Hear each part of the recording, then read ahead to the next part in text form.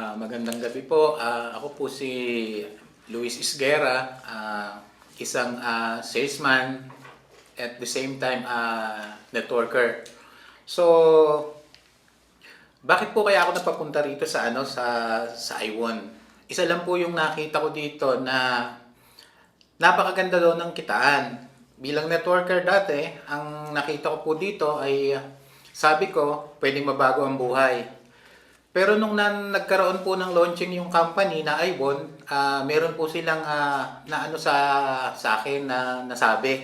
At the same time, nakita ko po yung sinasabi nila na Perla, yung gumawa, si Dr. Barona.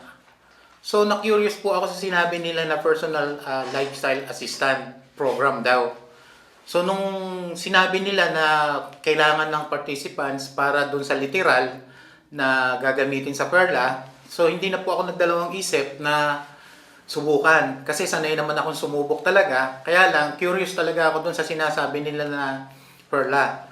So, nangyari, nasama ako dun sa sinasabi ni Doktora na 7. So, ang maganda po nito, ang dinare ko yung sarili ko na pag ginawa ko ba to, ano ba talaga yung mangyayari.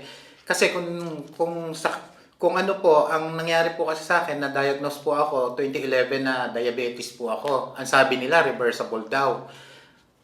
Hindi po ako makapaniwala sa sinabi nila, kaya talagang sinubukan ko talaga. Bakit? Ang sinasabi po kasi sa akin ng mga nakakausap ko na diabetic din, wala na raw pong paggaling yon. Habang buhay na raw po yun. Once na meron kang diabetes, forever na raw po na diabetes ka.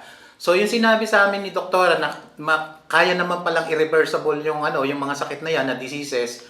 So na dinare ko po yung sarili ko, bagamat hindi ko po sinabi kay doktora na i-dare ko rin yan sinasabi niyo na ng programa. So napasali po ako. Good thing naman po kasi alam mo ko na meron talagang way. Madalas po kasi ako pumupunta sa doktor para magpatingin at para makita kung talagang tumataas, bumababa yung diabetic ko. Ang mahirap pa po sa akin, syempre, bilang nagtatrabaho, pagka napupunta ka sa doktor, na ano yung trabaho ko. So, eto po yung maganda. Sumama po ako sa program na to ng Perla. Nakita ko po talaga, ang sabi sa amin kasi, yung unang-unang bagay na gagawin namin, magpa-laboratory kami. Kasi may challenge daw pagka may laboratory challenge. So, ginawa po namin yon. Kasama ko po yung iba namin kasama na 7 po kami. Nakita po namin na, sabi, magpa-laboratory. Nagpa-laboratory po kami. And then, after ng pag-laboratory namin, nakita po namin yung diferensya. Bagamat ako umiinom na ng mga tinatawag nating maintenance kasi hindi po pwedeng wala akong maintenance. So, nakita ko po yung 112 na nung nagpas ng fasting blood sugar ako, ito po yung nangyayari. 112 po yung lumabas. So, ibig sabihin, fasting blood sugar pa po siya o FBS. And then sabi ni doktora, magpa-ano ka nga uli, magpa-lab ka uli. So, nung nagpa-lab po ako, after 5 days, ang nangyari po, bumaba po siya, 88.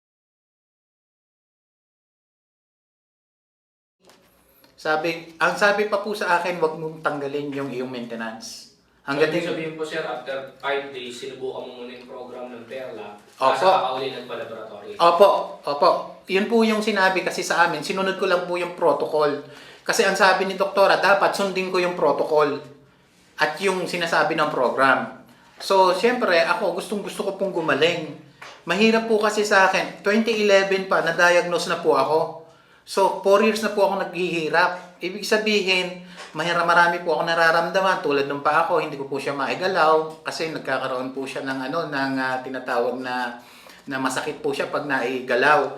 So, nung tiningnan ko po yung Perla, kahit na ako po ay nagkakaroon po ng medication, sinubukan ko po si Perla, ang nangyari po, napakaganda.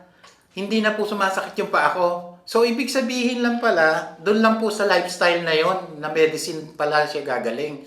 Bagamat ako'y umiinom na ng iba't ibang mga produkto. So, feeling ko tuloy, parang bumaba pa po yung yung tinatawag na timbang o yung kilo ko. So, nagandahan po talaga ako hanggang sa dinediretso ko. So, ngayon po, second week na namin po ngayon, ang nangyari pa po, ito po yung maganda. Second week ko po, nagpa-timbang uli po kami, bumaba po ako ng 10 kilos. So meaning talagang hindi ko with the God grace. So siguro bigay na rin siguro ni Lord dahil blessing na rin. Sabi ko nga kasi sa mga prayer ko, dapat mabigyan ako ng tamang tao at tamang company na magsusupply ko ano man yung dapat kong gawin. So, eto nga po yung maganda pa. Yung pong naramdaman ko, kasi nag-maintain po ako ng gamot, tinanggal ko po personally. Hindi ko po sinabi sa doktor ko. Kasi bakit ako mag-maintain ng gamot? 88 na nga eh. Di ba ang nakalagay doon, 74 hanggang 106. So pagka nag-88 ka, ibig sabihin, tanggalin mo muna yung gamot. Pero hindi ko po pinaalam muna sa doktor. Ang maganda nga lang po sa akin, personal ako muna nagtanggal. Ang magunting pa po doon sa programa na yan ni Dr. Barona, nakita ko po noon, pang second week, hindi ko po nararamdaman yung mga dati ko nararamdaman na may namso ako, yung sumasakit yung mga kamay ko, pagka nagdadrive ako, wala na po yun. So, sa mga nakakapanood po ng video ito, nakabuka ko na may ganito pong uri ng karamdaman, na hindi lang naman po pala sinasabi ng iba na kapag once na ikaw ay diabetic, always diabetic ka.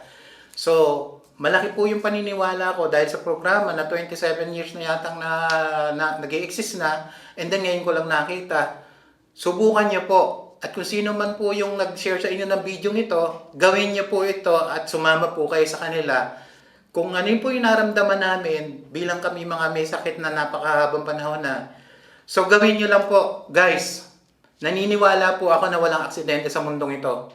Ang kailangan nga lang po natin, tuparin natin at gawin natin kung ano man yung mga bagay dito sa mundo. Marami pa po tayo matutulungan.